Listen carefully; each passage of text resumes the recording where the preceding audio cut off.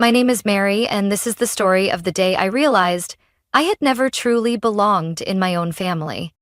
I came to my sister's wedding, Ellie's, with a simple intention: to celebrate, smile for a few photos, and play the role of the kind older sister like I always had.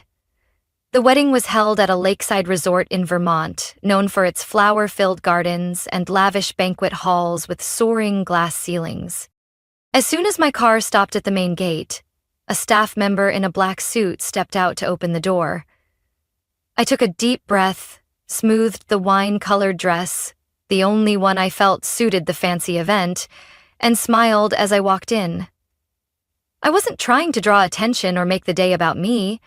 This was Ellie's day, and I had long accepted that I wasn't the favored child. But what I didn't expect was just how cold they could be. As soon as I stepped into the main hall, a receptionist greeted me with a dazzling smile. "Your name?" "Mary Evans," I said softly. Her smile faltered for a moment. I saw the hesitation on her perfectly made-up face. Her hand flipped through the list a little faster than usual, then stopped. Her eyes narrowed slightly before she looked up. "Ah, here it is. You're placed in the hallway area." I blinked. "Sorry, where?" "Just outside the banquet hall near the coat check area," she said, trying to sound casual. I glanced at the seating chart beside us. My parents, Mr. and Mrs. Evans, were seated at the head table. Ellie's close friends and her husband's co-workers all had spots inside, under the sparkling chandeliers. And me? I didn't see my name anywhere. "Maybe there's been a mistake," I said, trying to keep my emotions in check. She smiled again, this time more awkwardly. "I'm afraid not. This is the assigned spot." My chest burned. I told myself maybe the hall had run out of space. Maybe it was a last-minute error. But then I saw my mother, standing next to Ellie, adjusting the veil on her wedding dress. They were laughing, clinging to each other as if nothing at all was wrong. I walked over and kept my voice steady. "Mom? Can I talk to you for a second?" My mother, Caroline, didn't even look at me. "Not now, Mary. Can't you see we're busy?" I bit my lip. "Just a minute." She groaned, clearly annoyed, but stepped aside. Ellie remained still, her eyes locked on me with a smile that could hardly be called warm. "I've been seated. In the hallway," I said. My mother shrugged, as if that was hardly worth mentioning. "We had to prioritize close family, you know that." I clenched my fists. "I am close family." She let out a soft, icy laugh. "Oh, don't make a big deal out of this, Mary." Ellie chimed in, eyes glinting with satisfaction. "I'm sure it was just a mix-up. Nobody meant anything by it. Weddings are hectic." Her voice was sugary sweet, but her look was anything but.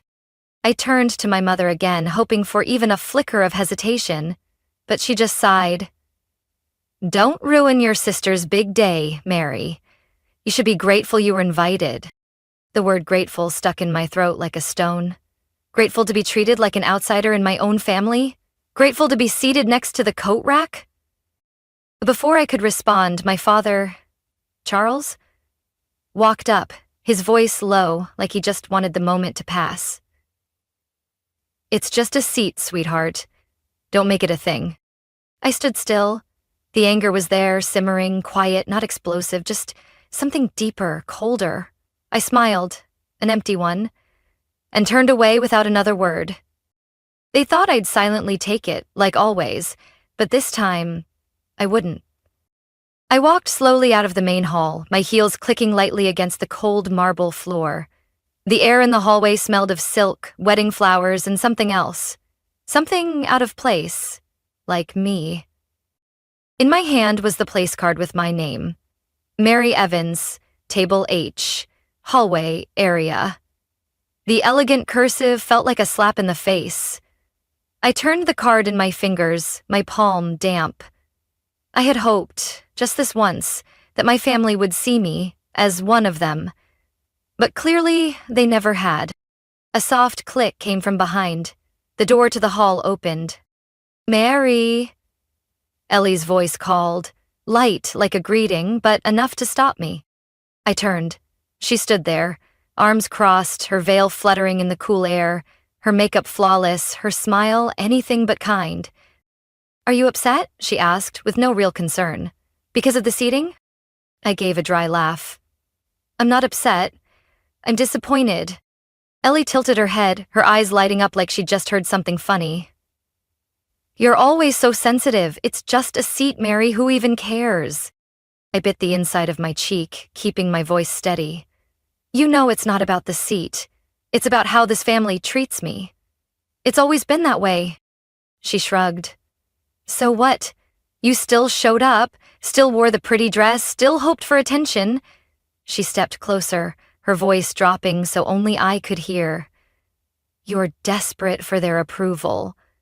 It's sad." I looked her straight in the eyes.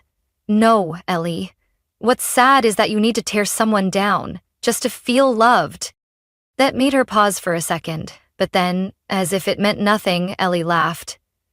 "You really know how to kill the mood, like always." Footsteps approached behind her. It was Mom. Caroline, with a tense expression, like she'd been dragged away from the party to handle something trivial. "I heard there's some drama out here," she asked, eyes on Ellie, barely glancing at me. I took a breath, telling myself I deserved an explanation. "Mom, I was seated in the hallway. I'm not some acquaintance or a distant guest. I'm your daughter." She furrowed her brow, then gave a tight smile. "Mary, it's not that I don't value you. It's just, there were limited seats inside. I had to prioritize people who are closer." I stood still. "What did you just say?" "Closer to Ellie," she said quickly. "Aunt Patty, her best friend from college, the people who were there when she was sick. You've always been independent. I never had to worry about you." I let out a laugh, so soft it surprised even me. "You never had to worry about me, and you think that justifies treating me like I don't exist?" Ellie jumped in, her voice syrupy. "Mary, stop it. Mom didn't mean it like that. You're overreacting. You should be grateful you were even invited." That line cut deep. I turned to Mom, looking at her like I was seeing her for the first time. "Do you even realize how grateful sounds when you've made me feel like a stranger in my own family?" She said nothing. No touch, no hug, no apology. A deep voice came from my left. "It's just a seat, Mary." It was my father, Gregory. He stood there with a glass in his hand, eyes fixed on the floor. Still the same avoidance, like always. I turned to him, speaking slowly. "I don't need you to defend me, but the least you could do is look me in the eye when you speak." He looked up, confusion flickering briefly before fading. Ellie shrugged, like I was a stubborn child ruining the adults' party. "If you're that unhappy, you can just leave." I looked at the three of them, these people I once called family, and suddenly realized maybe Ellie was right. I tightened my grip on my purse and took a deep breath. Something inside me cracked, not from weakness, but from clarity. If they had decided I didn't belong, then I wouldn't try anymore. And what was about to happen would make sure they never forgot this night. I walked quickly down the thick carpeted hall, my heels swallowed by the plush silence. Behind me, the music in the banquet hall played on cheerfully, laughter and clinking glasses filling the air. But it all sounded like it came from another world, a world I was never really invited into. I stopped at a quiet corner, clutching my purse strap like it was the only thing keeping me grounded. Ellie's smirk, Mom's dismissive shake of the head, Dad's distant silence. All of it swirled in my mind like a broken melody. And then a memory returned, sharp and clear like it happened yesterday. 3 years ago, I went home for Thanksgiving, the rare occasion when Ellie wasn't around, off traveling with a new boyfriend in Portugal. The house in Albany felt strangely calm, no loud chatter, no trace of Ellie's overpowering perfume lingering in the air. Mom asked me to go to my old room to find some family photos for a memory album. I nodded, a little relieved to do something that felt meaningful, or at least included. My room hadn't changed after all those years. The small bed by the window, the old bookshelf, and the high school photos, mostly of me, alone. I rummaged through the drawer and found the photo box, but then my eyes accidentally landed on the small drawer of my mother's vanity. I didn't know why, but I opened it. Inside lay a light brown leather notebook, resting silently. Every page was filled with my mother's handwriting, crowned, careful letters. I flipped it open, not thinking much, until I read the first lines. The first day Ellie went to kindergarten, she didn't cry. She turned around, waved goodbye to me, and ran into class like a brave little doll. I turned the page. Ellie loves the baked pasta I make on Thursday nights. Ellie used to be scared of thunder, but now she's much braver. Ellie's favorite birthday gift was the little nurse outfit I got her when she turned 8. Page after page, year after year, it was Ellie. Always Ellie. Memories recorded like a private memoir just for her.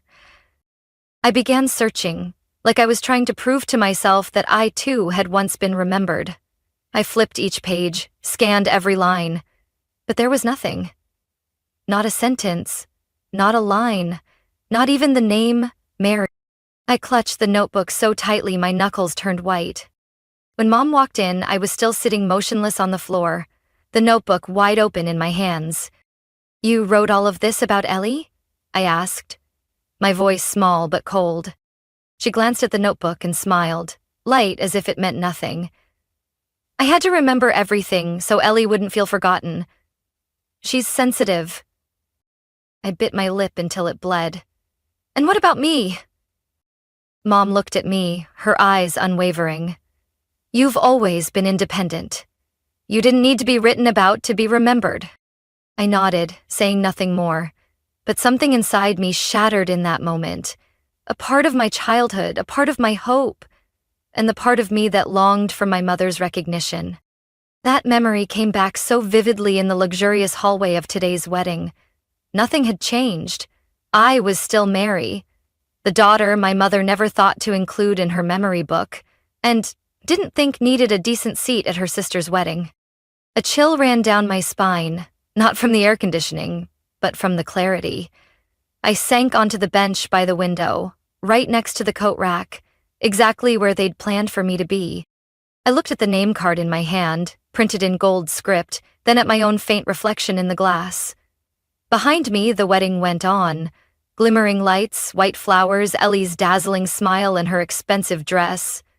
But I sat here, on the edge of memory, space, and affection. If this was where they thought I belonged, maybe they'd never truly known me at all. And for the first time, I didn't feel sad about that. I just felt like I was finally stepping out of the shadows they'd cast over me for so many years, and I was ready to face all of it. I stayed still on that bench by the glass, my heart tangled between memories and the present. Everything that had just happened, the way Ellie mocked me, how Mom brushed off my feelings like they didn't matter, kept playing over and over in my head like a loop with no end. "Mary," a low male voice startled me. I looked up.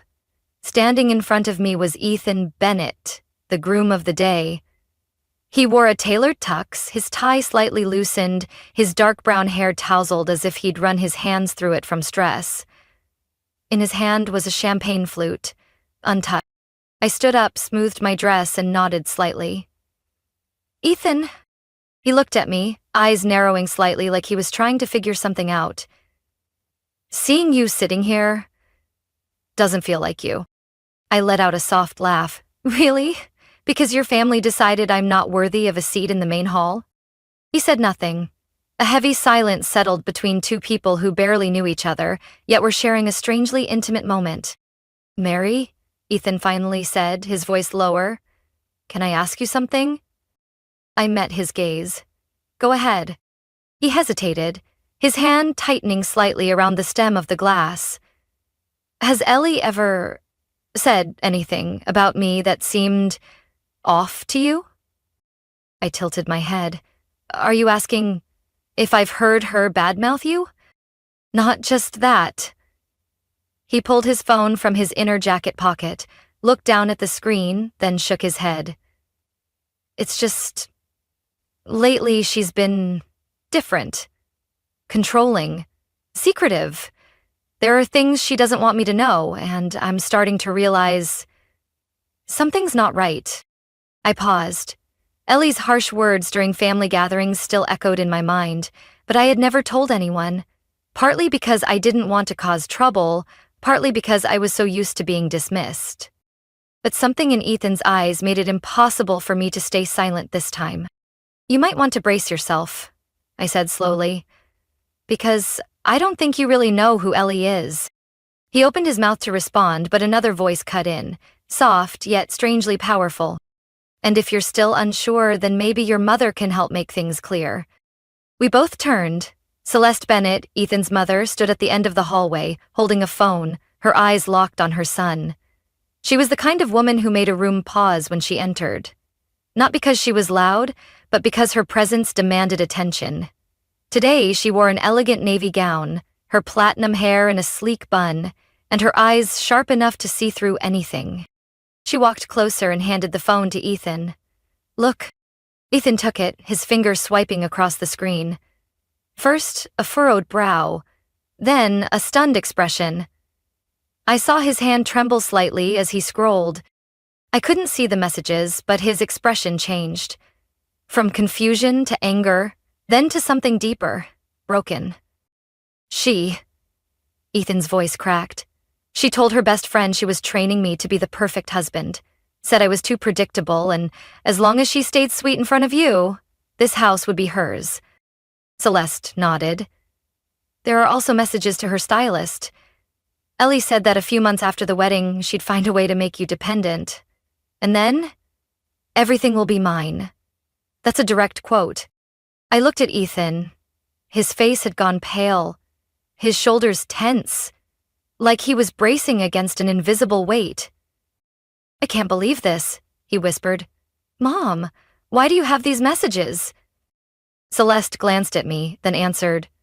A friend of mine works at the studio Ellie hired her stylist from. They accidentally sent the backup file to my email when I rescheduled a fitting, and I read it. Ethan sank into a chair, still gripping the phone. The air around us felt frozen. I sat beside him, saying nothing. Part of me hurt for him, but another part knew this was the moment when buried truths finally came to light.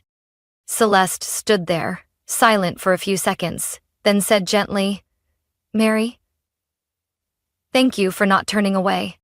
I gave a small nod. I didn't need thanks. I just wanted the truth, not to stay buried. And from here on out, I knew this wedding would no longer go the way they had planned, and Ellie would no longer control everything the way she thought she could. The air in the private conference room on the resort's second floor felt heavy. No one spoke when the door closed behind us. Only the hum of the AC and the faint breeze slipping through a slightly open window. Ethan sat at the head of the table, his eyes blank. Celeste stood behind him, her hand resting lightly on his shoulder like the only anchor left. I sat slightly to the right, hands in my lap, trying to stay composed even though my heart pounded so loud I was sure everyone could hear it. The door opened again. Ellie walked in with my mother, Caroline. Mom looked confused, but Ellie didn't. She held on to her usual air of confidence, only now there was a flicker of caution in her eyes. And worry.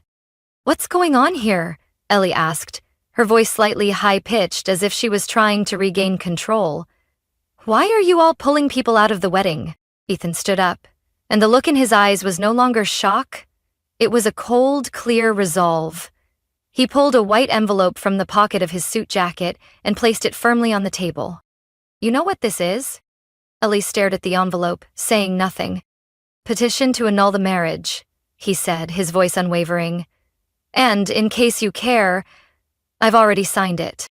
The room fell silent. My mother gasped, her hand covering her mouth. Ellie stepped back, her lips pressed tightly together. You are joking, right? She asked, trying to keep her voice calm. Celeste spoke up, her tone sharp as a blade. We read all of your messages, Ellie. Every word you said about Ethan, about me, about this family. There's no denying any of it. I did. Don't. Ethan cut her off, and for the first time, his voice carried both hurt and fury. You called my mother a rich old woman who only knows how to write checks. You told your friend you'd have it all under control 6 months after the wedding. You called me too easy to manipulate. Just pretend to be fragile and you get anything you want. Want me to quote more? Ellie froze. I looked at my mom. She stood still, her face pale as if she was seeing her daughter's true self for the first time. Those were jokes, Ellie said, her voice hoarse. Messages between friends, not serious. Celeste gave a short, bitter laugh. And what about the divorce consultation you filed last month? Was that a joke too? That's when I saw my father, Robert, enter the room, his expression heavy. I didn't know who had called him, but his presence seemed to make the room sink deeper into tense silence. Is this true? He asked, looking straight at Ellie. Ellie didn't respond. Robert turned to my mother. Did you know about this? Mom shook her head weakly. I didn't think Ellie could do something like this. You never think, he said slowly. You've never looked at what's really going on. Then he turned toward me, and for the first time in many years, he didn't avoid my eyes. Mary, he said, I'm sorry. Both Mom and I were stunned. I had never heard him say sorry, especially not to me. I've been silent for too long. Let everything veer off course, he went on. And I know you were right about Ellie. About everything. I didn't know how to react.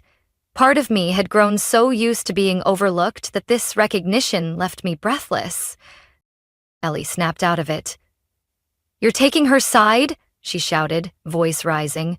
Your daughter, the one you've always loved, is being turned on by her entire family over a few dumb texts? Ethan gripped the edge of the table. Don't call them dumb texts, Ellie. That's who you really are. You don't understand, Ellie shouted, her voice trembling. I love you. I just didn't want to lose the chance to build a stable life. What's wrong with that? Celeste raised an eyebrow. Is that what love looks like? Planning a divorce before the wedding even starts?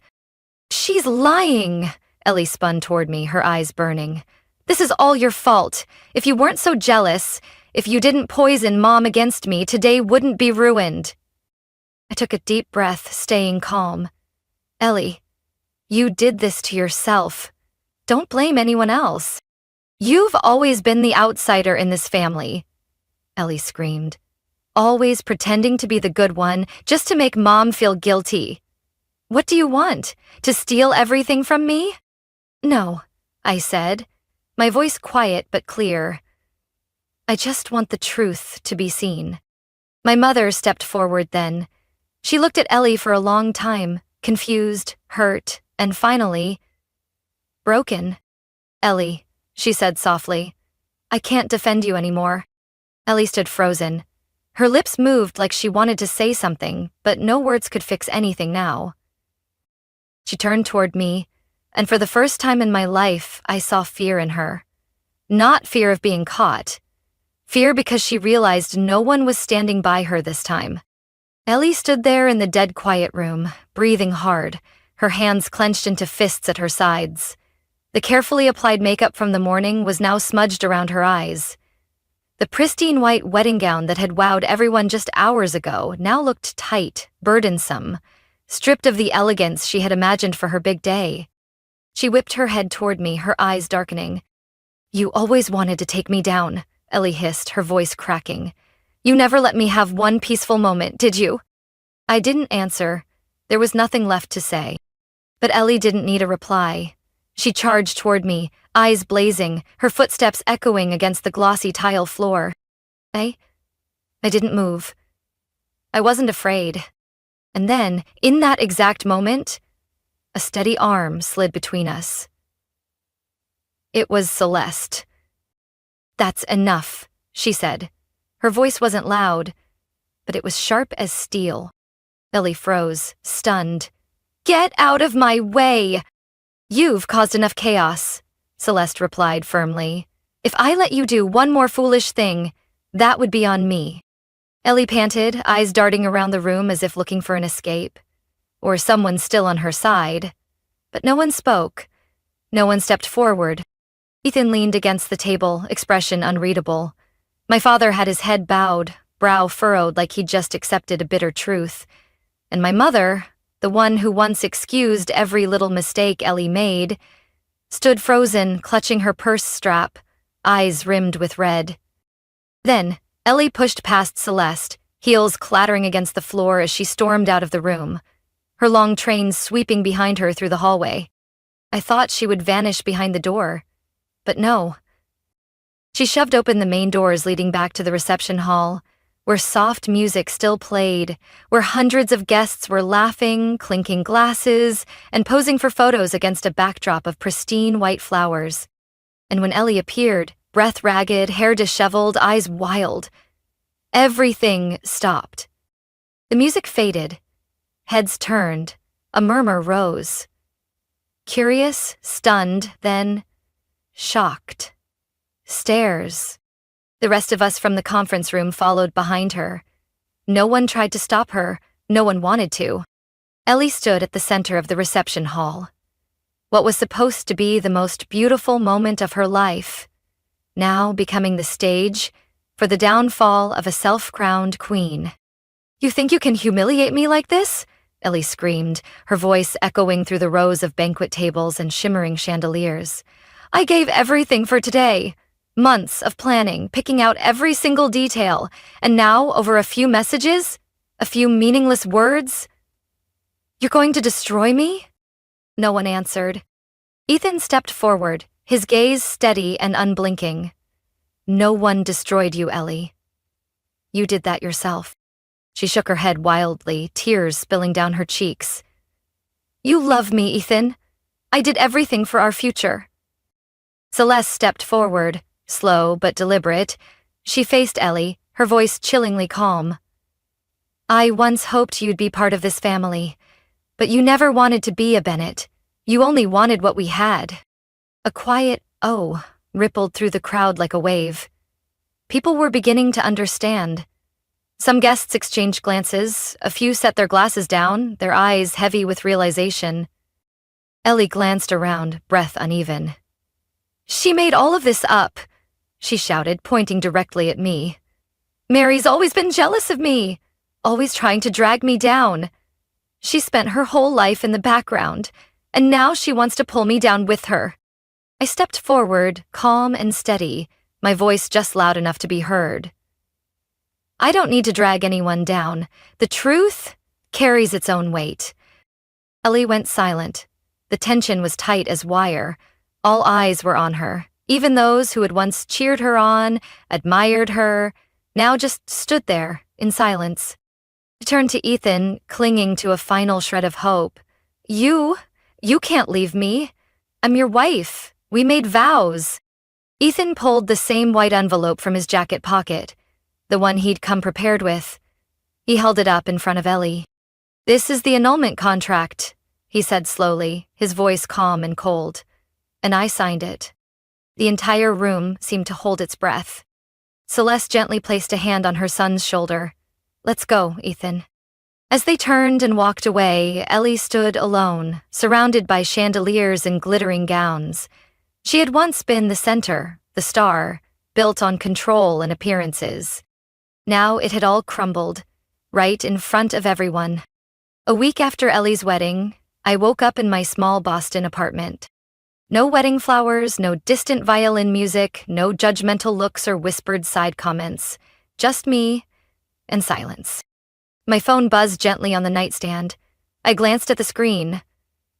Mom. The 9th call in 3 days. I didn't answer. I'd heard enough in that conference room, in that reception hall, and throughout a lifetime of quiet endurance.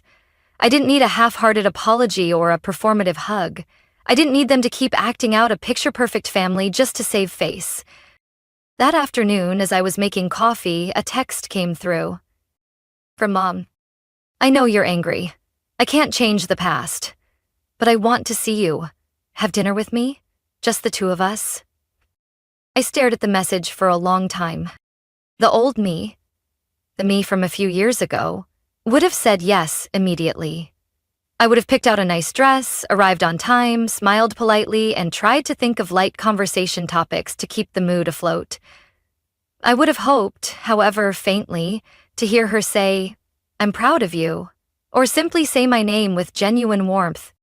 But that girl didn't exist anymore. I put the phone down. No reply. No anger. Just no longer necessary. That evening, I walked along the Charles River, where small lights hung from the railings reflected across the still water. The crisp early autumn air carried the scent of the breeze and soft laughter from passing strangers. I sat on a stone bench and pulled out an old photo from my wallet, a family picture from Christmas when I was 16. Ellie was in the middle, wearing a bright red dress, grinning ear to ear. Mom sat beside her, hand resting proudly on Ellie's shoulder. Me? I stood off to the side, half hidden behind the Christmas tree. I stared at the photo for a long time, then gently folded it and tucked it back into my bag. I no longer needed to force myself into a frame I was never meant to fit in. Another call came through. This time it was my father, Robert. I picked up. Not because I wanted to, but because I knew he wouldn't call unless it mattered. "Mary," he said, his voice rougher and slower than usual. "I'm not good with words, you know that." I didn't answer. I just listened. "But that day, when you spoke, and your mother saw who Ellie really was, I think, for the first time in her life, she understood how alone you've been." A long pause followed. "Whether you forgive us or not, I just want you to know, I was wrong. And I know that doesn't fix anything, but I want you to know." I closed my eyes. No tears, no pain, just a quiet sense of peace. "Thank you, Dad," I said softly, "but I don't need an apology anymore. I just need freedom." That night, I went home, pulled out the family photo album from the shelf. I didn't burn it. I'll tear it up. I just placed it in a box, locked it, and set it on top of the wardrobe.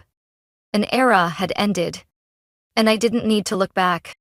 The next morning, I booked a trip to Maine, a trip I'd always wanted to take but never let myself because of family gatherings or other invisible obligations. This time, I chose me. I didn't need their forgiveness. I didn't need their validation. And most importantly, I didn't need their love to feel worthy. Because now, I knew. My worth doesn't come from someone else's gaze. It comes from how I see myself. Family might be where we come from, but it's not always where we belong. Real family is made of those who respect you, listen to you, and don't make you fight just to be seen. And sometimes, the bravest thing you can do is walk away. Not to run, but to find yourself.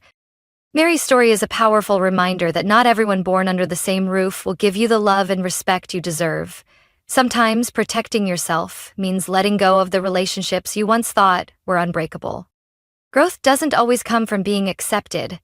It comes the moment you walk away without needing an apology. In real life, choosing yourself isn't selfish. It's an act of courage and freedom. What did you think of Mary's story and the choices she made? Share your thoughts in the comments below. And don't forget to follow the channel for more heartfelt, real-life family stories.